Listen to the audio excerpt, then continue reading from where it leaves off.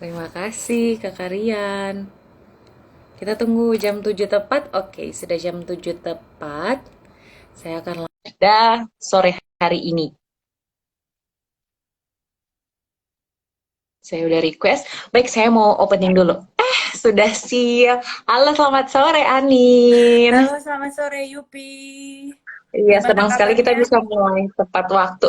Baik, lebih baik lagi karena bisa reuni. Ini demi Tapele loh, saya sama Anin bisa video call. Padahal kita nggak pernah video call ya. Iya, kita Jadi nggak ini pernah kontak kan berasa. ya? Iya benar. Sejak Anin menjadi dosen. Nanti saya akan tanya, tapi sebelumnya saya izin pembukaan dulu ya Anin ya. Silakan, Baik silakan. teman-teman Tapele semuanya, selamat sore, selamat datang lagi di Tapele Live kali ini bersama dengan dosen hukum internasional. Jadi kita mau kupas tuntas sengketa antara Rusia dan Ukraina ya, biar kita nggak salah pasang hashtag gitu ya kalau mau berkomentar. Ada juga teman-teman yang udah mulai tanya, Yupi kok belum berkomentar gitu? Belum guys, karena otaknya tidak mampu dan saya juga tidak tahu ya apakah ini kapasitas kita untuk berkomentar. Nah, setelah minggu lalu kita dihibur dengan jokes yang sangat lucu dari pemberian penghargaan Ketua KPK kepada istrinya sendiri dengan Mars KPK ya, dengan melihat tumpukan kasus korupsi yang menumpuk di pengadilan ya. Kemudian di minggu yang sama kita juga harus prihatin ada peristiwa kemanusiaan luar biasa yang terjadi, yaitu sengketa antara Ukraina dan Rusia yang kemudian tereskalasi yang saat ini menjadi uh, invasi senjata. Jadi Putin pada minggu lalu, Putin udah kayak tetanggana aja kenal banget ya. Jadi Presiden Rusia Vladimir Putin memutuskan untuk melakukan invasi militer ke Ukraina dan per hari ini menurut NBC News dan Economic International sudah ada sekitar 200.000 pengungsi Ukraina yang bergerak ke perbatasan Eropa. Bayangin guys, pandemi aja belum selesai, bahkan Hong Kong lagi pusing dengan gelombang kelima, Indonesia udah engap-engap dengan gelombang ketiga, belum lagi kelangkaan minyak goreng. Dan tiba-tiba di Eropa sudah terjadi perang. Bukan perang sih, saya belum mau mengatakan perang ya Anin ya. Nah, teman-teman, daripada kita penasaran, sebaiknya kita dengerin langsung nih dari Ana Anindita Nurpustika, yang nanti kita akan panggil Kak Anin aja kali ya. Boleh, itu lebih baik. Iya, Kak Anin. Nah, teman-teman, nanti kalau mau cari tahu lebih lanjut gitu, misalnya diskusi ini tidak lengkap, jangan DM ke Tapele, tapi daftarlah ke Universitas Parahyangan loh. Gitu ya, bisa biar kita ketemu Anin. Nah, Anin, pertama saya mau tanya dulu nih, Nin. Apa rasanya jadi dosen? Dulu kita berusaha kabur dari dosen, kalau bisa nggak basa-basi sama dosen, Anin jadi dosen. Gimana rasanya ini? Oke, selamat malam Yupi, terkhusus untuk teman-teman Tapele. Terima kasih sudah mengundang saya untuk akhirnya kita bisa berdiskusi bersama. Terima kasih juga untuk teman-teman. Ada teman-teman saya S2 juga, ada Mbak Firdi tadi, kemudian ada Mas Fatur dan lain-lain. Terima kasih teman-teman yang lain pun yang juga sudah mengikuti. Mengenai gimana sih rasanya jadi dosen gitu ya. Ternyata jadi dosen itu sulit. Karena selain kita kemudian harus menguasai materi yang kita pelajari, karena kemudian orang menganggap bahwa kita itu semua kita tuh tahu semua masalah hukum, kita tuh tahu semua tentang hukum gitu. Bahkan saya pun walaupun bidang saya kemudian membidangi ke hukum internasional, orang itu kemudian bisa menanyakan hal-hal yang gitu ya, tidak terkait dengan hukum internasional. Itu yang pertama. Dan yang kedua adalah menjadi dosen tidak boleh berhenti belajar. Karena apa tidak boleh berhenti belajar? Kasus-kasus terus berkembang. Kemudian juga mahasiswa sekarang saya bilang bahwa mereka semakin juga berkembang, mereka juga dengan kemudahan teknologi dalam genggamannya, mereka mendapatkan informasi dengan sangat mudah, jadi pertanyaan-pertanyaan mereka juga sangat-sangat luar biasa. Kakak Yupi mau coba jadi dosen? Tidak, terima kasih. Saya ditanya soal Ukraina dan Rusia aja pusing. Ada pertanyaan tadi Kak Anin dari Kak, maaf saya lupa namanya, tapi ada pertanyaan Kak Anin dulu lulus dari hukum apa? Hukumnya hukum internasional ya, tapi tesisnya ini yang menarik. Apa Kak? Oke, di S1 saya kebetulan di lulusnya dari Fakultas Hukum Universitas Atmajaya Yogyakarta dengan skripsinya adalah perlindungan hukum humaniter terhadap anak-anak yang ada di Boko Haram. Nah, kemudian yang selanjutnya saya melanjutkan S2 berada di Fakultas Hukum Universitas Gadjah Mada di Yogyakarta juga. Itu dengan tesisnya adalah perlindungan tenaga kerja Indonesia tetapi dari segi kacamata hukum diplomatik. Jadi memang fokusnya dari sejak S1 sangat berminat dengan hukum internasional. Makanya kemudian sekarang juga jadi dosennya di hukum internasional. Begitu Kak Yupi.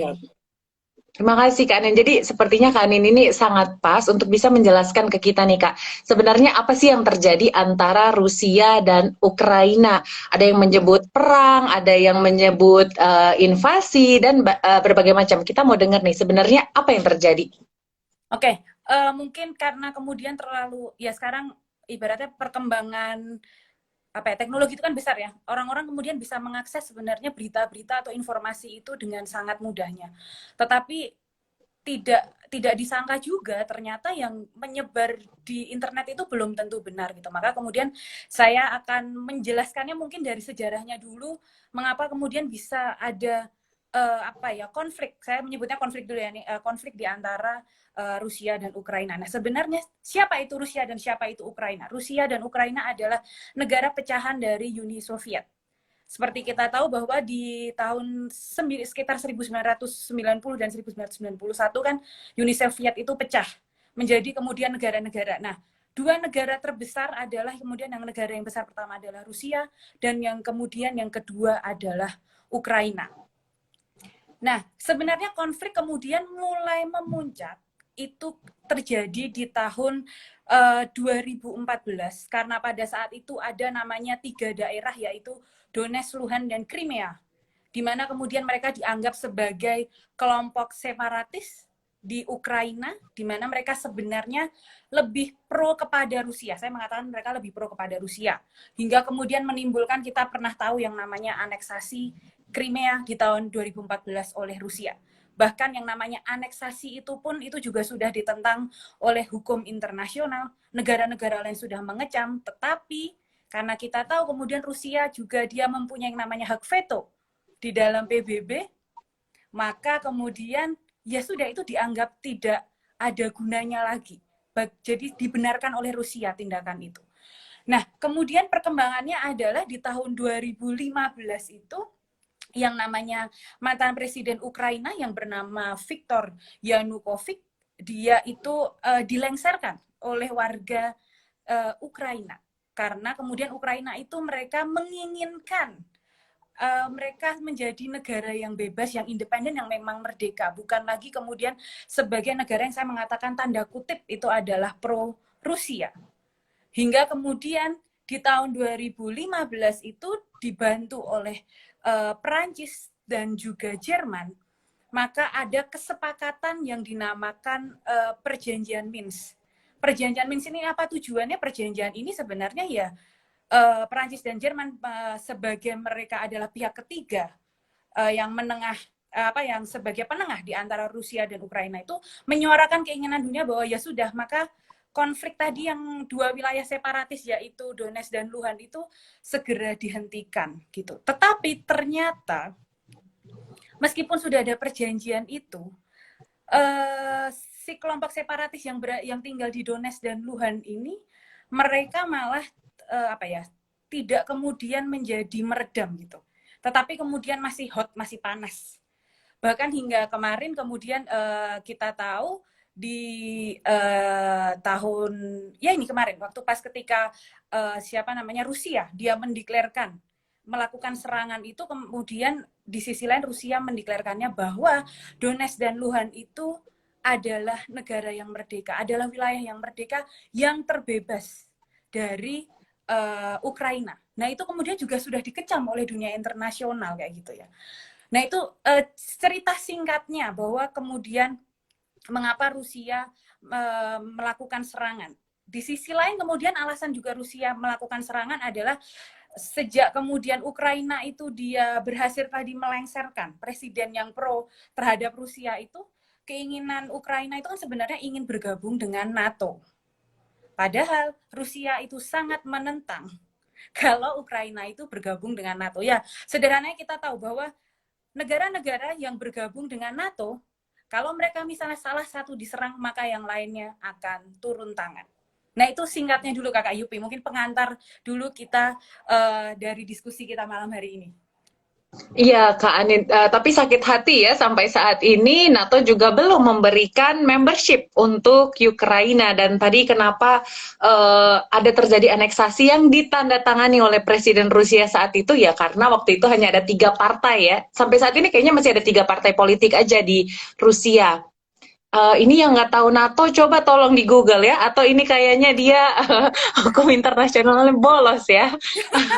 NATO itu Jadi adalah organisasi yang dibentuk oleh apa ya, negara-negara, bisa saya katakan kemudian bekas blok barat, di mana kemudian ini adalah sebagai organisasi pertahanan dan keamanan. Nah, anggotanya NATO itu adalah negara-negara Eropa, kemudian juga ada Amerika Serikat. Singkatnya seperti itu. Nanti mungkin bisa dieksplor lebih jauh lagi ya dengan memanfaatkan teknologi yang sudah kita punya gitu.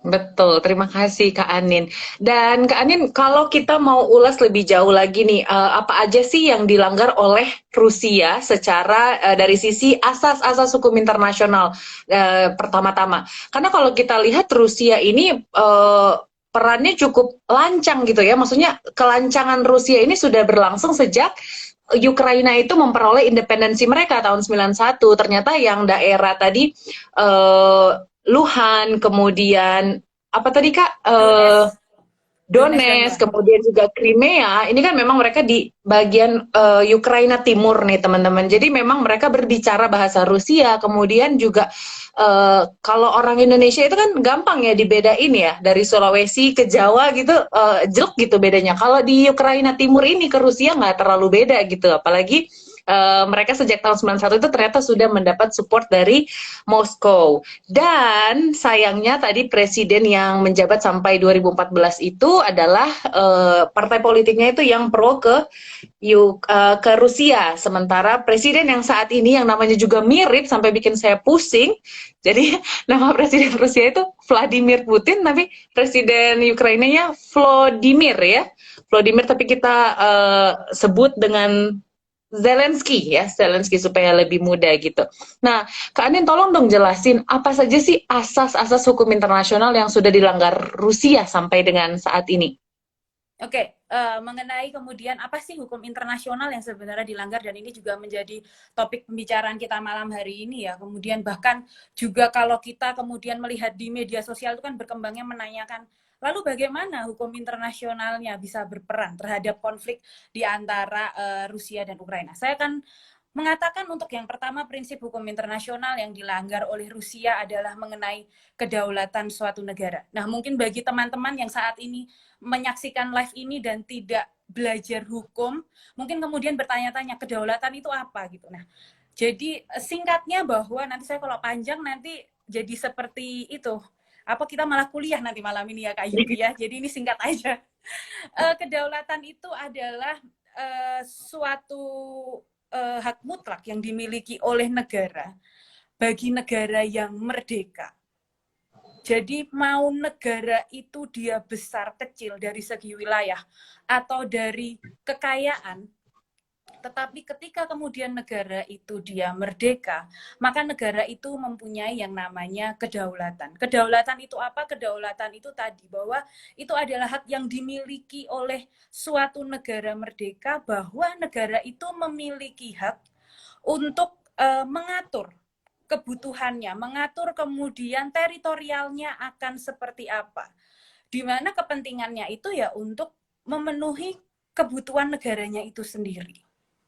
Nah, pada saat kemudian negara itu dia memiliki kedaulatan, maka sebenarnya negara lain pun itu tidak boleh ikut campur terhadap urusan negara lain. Ibaratnya kita sudah masing-masing mempunyai kedaulatan, kedudukan kita sudah setara gitu ya, kita sudah sama-sama sebagai negara merdeka, bahkan di dalam hukum internasional pun juga mau itu negara besar atau kecil itu mereka tetap kedudukannya adalah setara, maka hak-hak yang diterima pun juga sama, artinya kemudian dia boleh mengatur hukumnya di dalam negaranya sendiri. Nah, pada saat suatu negara itu dia memiliki yang namanya kedaulatan, negara lain itu tidak boleh ikut campur. atau dalam hal ini kemudian yang dinamakan dengan intervensi. Maka kemudian prinsip kedua yang dilanggar oleh Rusia menurut saya dari kacamata hukum internasional, bahwa Rusia ini melanggar yang namanya prinsip non-intervensi. Secara jelas ini juga sudah dicantumkan di dalam pasal 2 ayat 7 Piagam PBB. Bahwa dinyatakan setiap negara, setiap anggota dari PBB itu dilarang untuk melakukan yang namanya intervensi. Intervensi itu jadi mengurusi urusan dalam negeri negara lain. Nah, tapi Kak Anin, yang dilakukan oleh pemerintah Rusia saat ini adalah mereka mengumumkan bahwa kami itu tidak intervensi, kami itu mengajukan hak otonomi terhadap 3 wilayah tadi di negara atau di kedaulatan Ukraina. Gimana itu, Kak? Ya, Bisa-bisanya gitu. Nah, itulah makanya itu sejak kasus yang namanya invasi Crimea, bahwa Rusia itu kemudian pembelaan dirinya, self defense-nya mereka, bahwa ini adalah untuk melindungi kelompok-kelompok separatis, yang dimana kelompok separatisnya ini ada orang-orang, ya saya mengatakan orang-orang keturunan Rusia yang tinggal di wilayah Ukraina. Jadi kemudian dalilnya mereka adalah mengatakan ya ini untuk melindungi warganya mereka, melindungi keturunannya mereka. Padahal secara jelas tadi mereka berada di wilayahnya Ukraina, suatu negara lain, saya sebut saja langsung bahwa maka dalam hal ini Rusia itu harusnya tidak boleh dia kemudian ikut campur ke dalam urusannya Ukraina. Kalau memang ini kemudian menjadi konflik internal dari Ukraina, adanya kelompok-kelompok separatis ini, harusnya Rusia bersikap dia menghormati yang namanya Ukraina. Maka harusnya Ukraina lah yang berhak untuk menyelesaikan bagaimana kasusnya itu sendiri. Begitu Kak Yupi. Nah, tadi kemudian ini ada pertanyaan, Kak. Oh, oke, sorry. Lanjut dulu, Kak. Ini ada pertanyaan dari... Iya. Nah, tadi makanya kemudian dengan adanya larangan dari intervensi itu, seharusnya harapannya maka Rusia ataupun saat ini negara-negara lain itu pun mereka meminta agar Rusia itu tolong segera menghentikan gitu. Karena ini sudah salah, sudah melewati batas apa yang dimiliki haknya oleh suatu negara dengan tadi memiliki yang namanya kedaulatan. Nah, coba tadi apa Kak Yupi, maaf, tadi terpotong soal pertanyaannya. Iya, tadi ada yang bertanya nih dari Yosepa Debrina. Sebenarnya kalau dari konflik antar negara ini, apakah bisa dikatakan dengan jelas hitam dan putihnya, atau secara lain adalah mana yang salah, mana yang benar gitu. Dan mungkin saya mau tambahkan sedikit, Kak Anin, mungkin bisa lihat dari perannya ICJ dan kenapa Ukraina sampai saat ini belum mengajukan kasus ini ke ICJ. Dan apakah ICJ atau International Court of Justice juga bisa memutuskan mana salah, mana yang benar, Kak? Oke, mengenai konflik penyelesaian sengketa itu sebenarnya kalau kita melihat pada dalam lingkup hukum internasional yang namanya penyelesaian sengketa internasional itu kan memang hanya ada dua, yaitu mau lewat perang atau mau lewat jalur damai.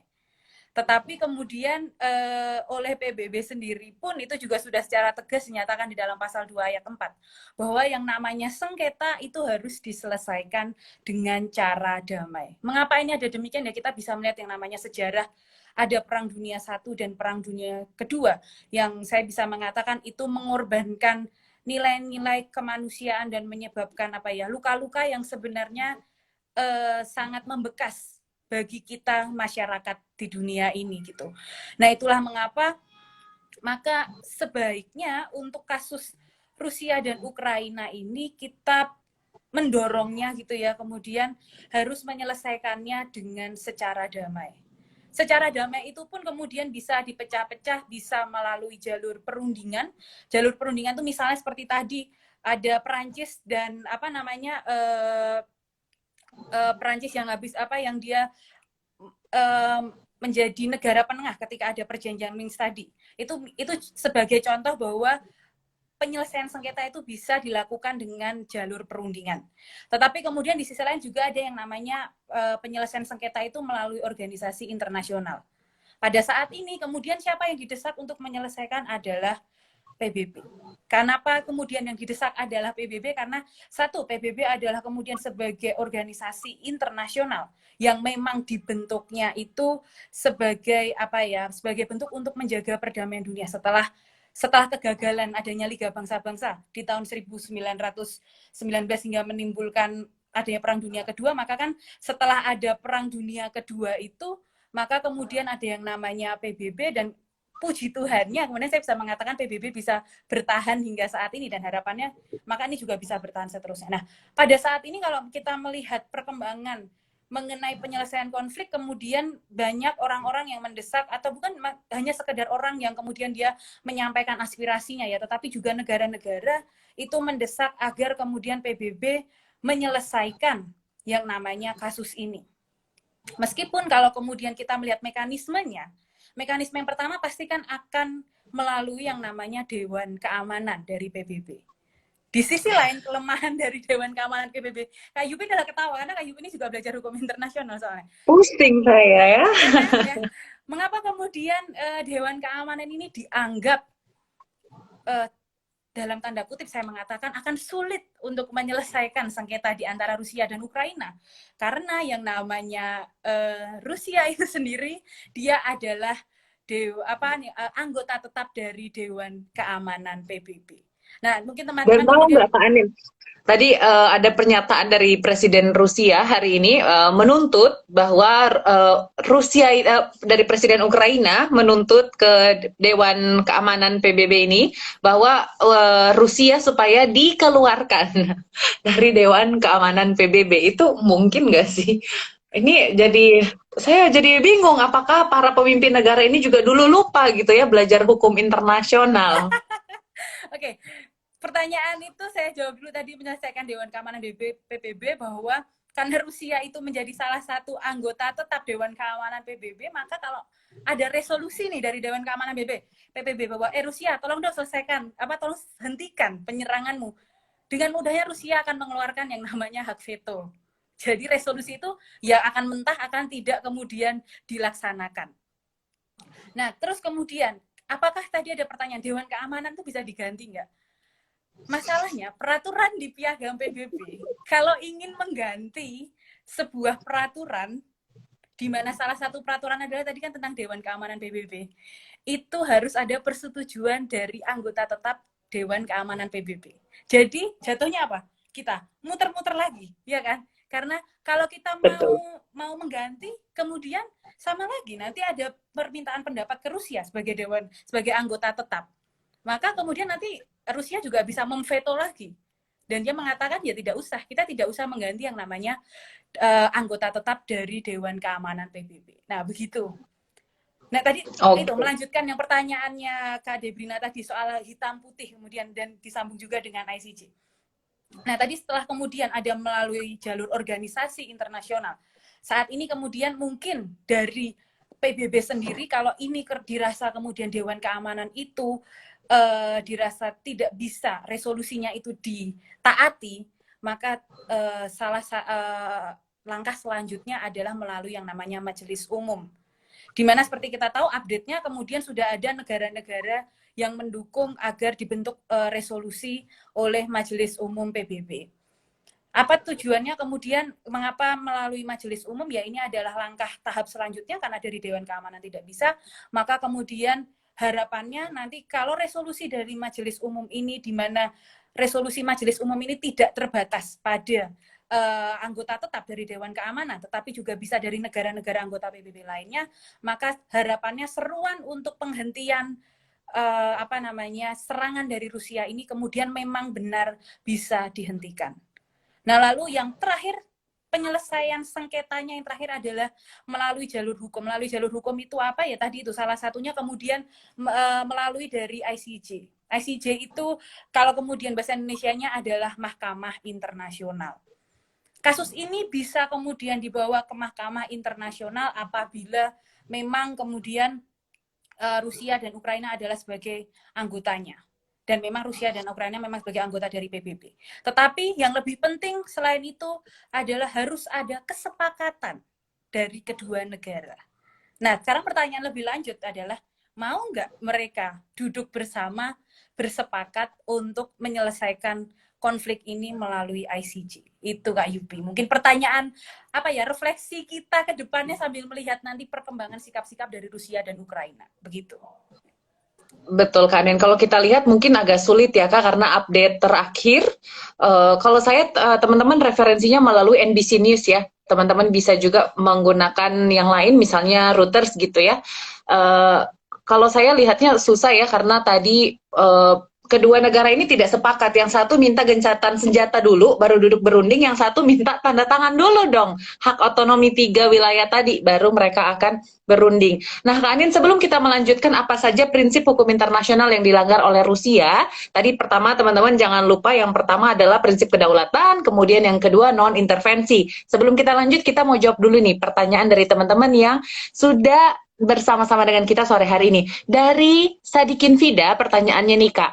Apakah AS dan Inggris melanggar hukum internasional soal propaganda perang dengan Ukraina? Wow, ada propaganda ya. Kemudian pertanyaan Kanando tadi udah dijawab. Lalu kita lanjut ke pertanyaan kedua ya Kak, biar dijawab sekalian. Oke, dari Kak Marcel, just in case NATO bertindak, iya ya, saya juga heran kenapa NATO dan kemudian European Union belum melakukan sesuatu gitu atau aksi, meskipun beberapa negara Eropa sudah mulai melakukan blokade dan juga supply uh, bahan-bahan perang. Gimana ini anggota PBB? Kok malah mensuplai alat-alat perang atau bahan bakar perang? Kemudian sejauh mana hal ini diperkenankan dalam HI? Nah, jadi tadi dua Kak, apakah AS dan Inggris melanggar? Kemudian juga apakah ketika NATO mengambil aksi, misalnya NATO mengerahkan tenaga militernya dan juga uangnya, funnya ya, biar gaul dan keren gitu ya. Itu apakah juga sejauh mana itu bisa diperkenankan dalam HI, Kak? Oke, mengenai tadi Amerika dan Inggris, saya bisa mengatakan kemudian Amerika dan Inggris itu ini tidak ada apa ya, kalau kaitannya dengan hukum internasional saya bisa mengatakan tidak mengarah ke sana, tetapi ini lebih kepada politik internasional. Mengapa demikian? Karena saya melihat bahwa sebenarnya kedudukan Amerika dan Inggris di sini mereka tuh hanya kayak kompor aja gitu, apa nyalain kompor dan kasih minyak apa dan kasih gasnya, sehingga kemudian yang suruh bertindak selanjutnya itu kan adalah Ukraina. Kita bisa melihat sekarang ya. Kemudian bahkan kemarin statement dari Presiden Ukraina bahwa saya merasa negara kami ini ditinggalkan gitu. Itu karena apa? Betul, Karena betul. kemudian pada awalnya memang seperti Amerika, Inggris atau bahkan saya bisa menyebut di sini adalah NATO, itu memang ya kalau bahasa gaulnya sekarang adalah PHP, ghosting. Ya. Betul, betul. Ghosting, iya, Iya ghosting. kan, ghosting gitu loh. Jadi memberikan harapan di awal dulu, lalu kemudian ya sudah setelah ini benar terjadi, setelah kemudian kemarin misalnya Rusia sudah mengultimatum terlebih dahulu, ternyata kemudian tidak apa ya, tidak terrealisasi. Ternyata seperti Inggris, Amerika ataupun NATO itu kemudian apa namanya mereka kemudian benar-benar ada di belakangnya Ukraina. Nah, itu tadi pertanyaan dari yang Kak Fida. Kemudian yang pertanyaan dari Kak Marcel, lalu bagaimana nih nanti kalau misalnya NATO itu masuk dan membantu? Saya melihatnya, walaupun sebenarnya sampai saat ini kemudian kita tidak bisa mengatakan NATO akan membantu ya, tetapi saya mengatakan ini adalah skenario kalau misalnya nanti NATO ini membantu. Kalau nanti misalnya memang terjadi, kemudian itu NATO itu membantu yang namanya Ukraina, dan mungkin kemudian bisa terjadi yang namanya perang. Karena kan kalau misalnya NATO itu dia apa namanya membantu Ukraina kan berarti dalam hal ini sudah berlaku prinsip tadi. Satu anggota NATO diserang, maka kemudian semua akan turun tangan. Nah, kalau misal nanti skenario terjadi perang, harapannya adalah tidak. Dan kemungkinan, ya saya tidak tahu perkembangannya akan sejauh mana. Tapi ini sekali lagi bahwa apa yang saya sampaikan di sini adalah skenario kalau misal kemudian nanti terjadi perang, dengan tadi bantuan NATO, atau misal pun terjadi perang tanpa bantuan NATO. Artinya sekarang Ukraina mendapatkan bantuan persenjataan, di mana kemudian Ukraina juga kemudian membalas, menyerang kepada Rusia, maka hukum internasional apa yang berlaku, saya mengatakan hukum humaniter internasional yang akan berlaku. Mengapa hukum humaniter internasional yang akan berlaku? Karena memang hukum humaniter internasional ini adalah hukum yang digunakan bahwa ada tata cara bahwa bagaimana pihak-pihak itu akan berperang. Salah satunya kemudian yang bisa saya sampaikan, dan mungkin ini juga dampak dari adanya serangan, dari adanya Rusia ini saat ini, sudah ada serangan ataupun nanti misal terjadi perang, siapa yang akan menjadi korban tentu saja adalah penduduk sipilnya, rakyatnya. Maka oleh sebab itu yang namanya baik Rusia ataupun Ukraina, jika memang nanti mereka terlibat perang, maka kemudian mereka harus menghormati segala prinsip-prinsip di dalam hukum humaniter internasional. Begitu Kak Yupi. Jadi saya mau menyimpulkan dulu Kak yang sampai di sini bahwa teman-teman jangan dulu pakai hashtag World War 3. Nggak ada yang berperang di sini. Ukraina sampai dengan hari ini tuh masih melakukan mode pertahanan. Meskipun dia belum melakukan perang balik aja, Rusia itu sudah cukup terluka ya. Sampai saat ini sudah 43.000 pasukan Rusia itu terluka hanya dengan serangan satu sisi saja. Jadi belum ada perang guys. Jadi jangan memperkeruh proses yang ditempuh oleh Ukraina dan Rusia dengan membuat hashtag-hashtag yang tidak perlu. Perang Dunia Ketiga dan seterusnya. Kita masih mau berharap pada harapan yang sedikit kabur tadi itu. Tapi nggak apa-apa teman-teman. Kita terus berharap dan mendorong gitu. Nah, ini ada pertanyaan lagi. Kak Anin, sebentar ya saya lihat dari Kak Gisa Fitrana. Putin bilang bahwa dia itu tindakan invasinya ini didasarkan pada artikel 51 UN Charter. Gimana itu Kak Ani? Oke. Putin kenapa mengatakan pakai pasal 51 Piagam PBB ini sama halnya ketika Putin melakukan yang namanya invasi kepada Crimea. Tadi yang saya sampaikan bahwa self defense-nya mereka mempertahankan dirinya itu mengatakan bahwa ini loh ada orang dia sebagai kelompok-kelompok separatis yang mendukung Rusia, ada kemudian kelompok-kelompok separatis, mereka adalah keturunan Rusia di mana mereka ini harus saya lindungi.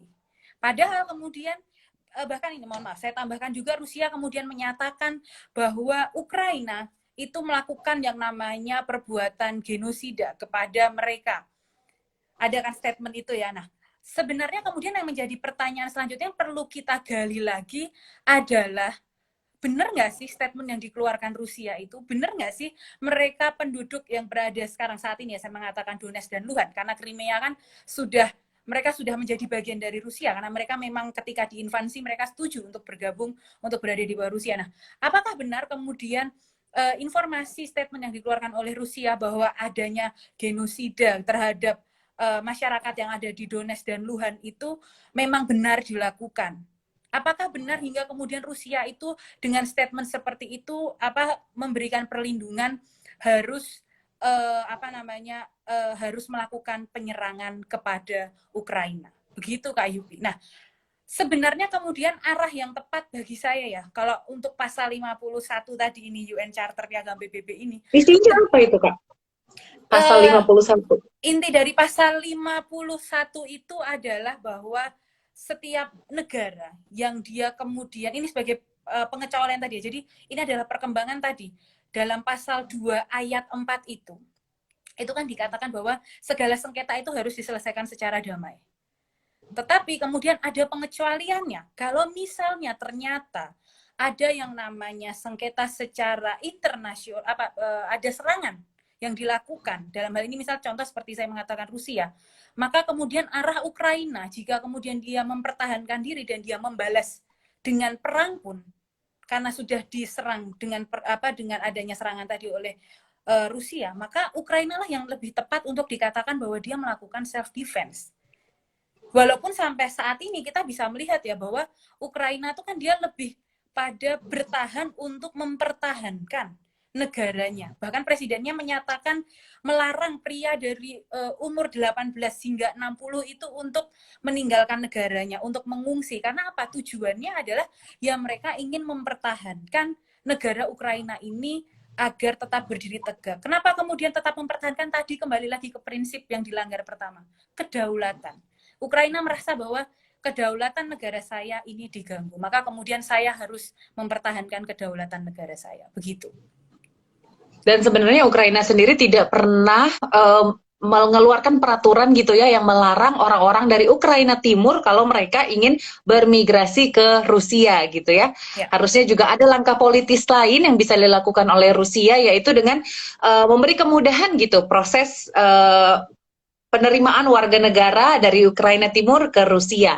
Nah, tadi ada pertanyaan lanjutan dari Kak Fida nih, Kak Anin, bahwa jadi belum bisa dikatakan melanggar ya, meskipun propaganda perang dilarang berdasarkan Konvenan Internasional PBB, hak sipil dan politik. Mungkin saya mau tambahkan sedikit kali Kak, di mana sih kita bisa menemukan bukti bahwa Amerika dan Inggris itu melakukan propaganda terhadap invasi Rusia atau sengketa Rusia Ukraina. Jangan bilang harus kembali lagi ke Dewan PBB ya. Jadi muter-muter gitu. Ya, sebenarnya itu tadi bahwa kita mau mengatakan ada propaganda atau tidak, itu kan sebenarnya ini adalah hubungan-hubungan internal yang dijalin oleh mereka. Bahwa tadi karena negara itu merdeka, negara itu berdaulat, ya mereka kan boleh berhubungan dengan siapa saja karena dianggap kemudian hubungan itu bisa apa ya memenuhi mungkin kebutuhannya dan lain-lainnya tadi. Nah, tetapi kalau tanya buktinya Amerika dan Inggris itu bisa dinyatakan terbukti di mana, kita juga tidak bisa mengatakan secara real apakah kemudian ada dokumen yang secara tertulis, karena kalau kita mengatakan dari segi hukum internasional, benar nggak ada misalnya seperti perjanjian yang dibuat oleh Amerika, Inggris, dan Ukraina yang menyatakan bahwa mereka memang ingin membantu Ukraina. Saya rasa hingga saat ini saya belum menemukan ada bukti perjanjian apa bukti yang otentik yang bisa kita temukan. Artinya itu mungkin masih hanya pada sekedar lobby-lobby politik yang dilakukan oleh pemimpin negara. Begitu Kak Yupi. Oke, terima kasih banyak nih pencerahannya.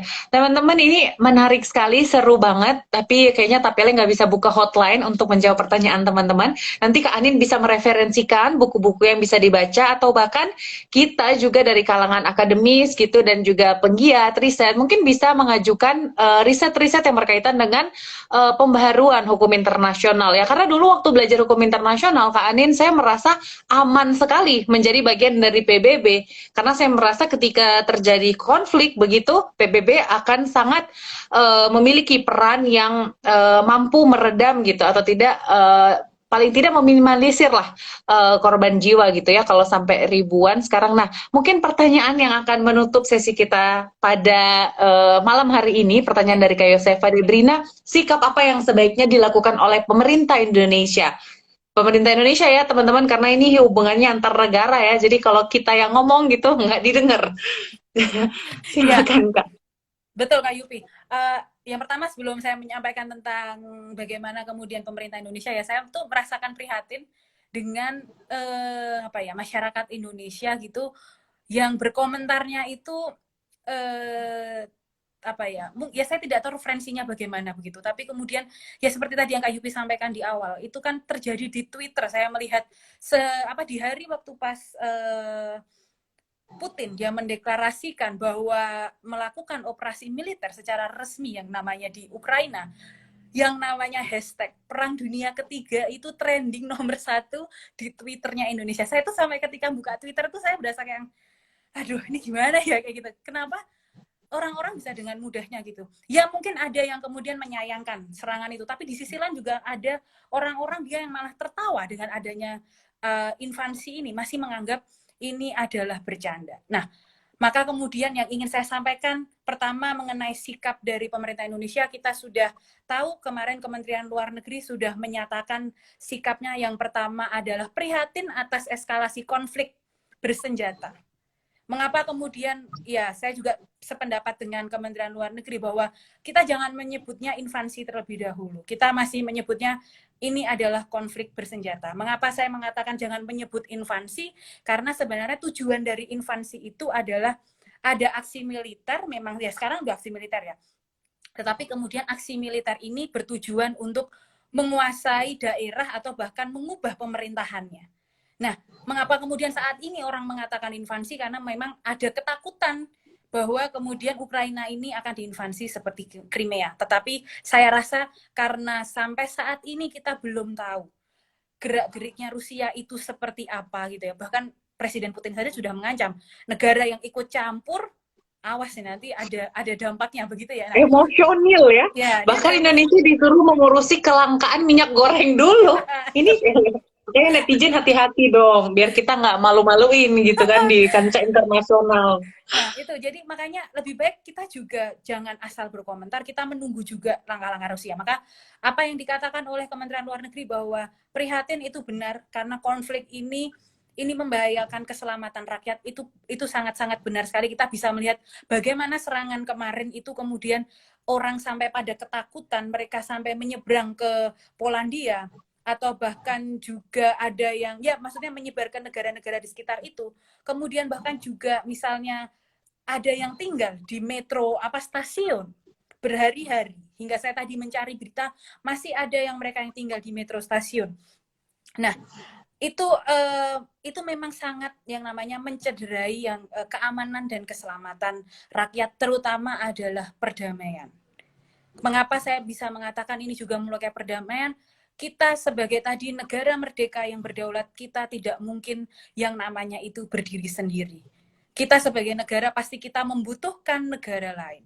Kita membutuhkan kerjasama dengan negara lain. Mungkin itu bisa kembali kepada diri kita sendiri. Kita sebagai kita di dalam bidang hukum, kita adalah subjek hukum gitu ya. Nah, itu sama halnya juga dengan negara. Negara ini kan adalah subjek hukum internasional, di mana dia membutuhkan juga, kita juga membutuhkan yang namanya hubungan dengan orang lain. Maka itu juga untuk menjaga perdamaian. Yang kemudian yang kedua, yang juga yang dikeluarkan oleh statement oleh pemerintah Indonesia bahwa menegaskan bahwa ayo kita mentaati yang namanya hukum internasional ini, terutama juga adanya piagam PBB tadi. Maka kecaman-kecaman kepada Rusia itu adalah kecaman bahwa tolong dihentikan serangan ini. Memang disadari ini adalah sengketa, tetapi karena ini disadari sebagai sengketa, maka janganlah kemudian ini dilakukan serangan bersenjata. Tetapi duduklah dan diselesaikanlah dengan cara damai. Karena tadi saya sudah menjelaskan ada cara damai itu ada 3 macam cara. Maka gunakanlah itu gitu loh. Dan yang kemudian juga bahwa Rusia hormatilah juga hukum internasional tadi. Jangan melanggar yang namanya wilayah kedaulatan negara lain. Karena Ukraina sebagai negara merdeka, ayo dihormati, ayo ini sebagai negara yang kedudukannya adalah sama. Kemudian juga langkah selanjutnya adalah saya sudah melihat itu kemarin juga saya sempat melihat berita juga dikeluarkan oleh duta besar Indonesia yang berada di Kiev. Dia mengatakan bahwa kemudian KBRI sudah menyiapkan langkah-langkah yang diperlukan. Pada saat ini warga negara Indonesia yang berada di Ukraina sudah diminta untuk berada di KBRI Kiev, diminta untuk berkumpul bersama di KBRI Kiev. Lalu langkah selanjutnya apabila ternyata mereka tidak bisa meninggalkan Ukraina dengan dengan jalur udara, karena kan kita tahu kemudian setahu saya tidak salah membaca berita itu jalur udara kemudian juga ditutup karena adanya ketakutan nanti menjadi salah sasaran tembak gitu.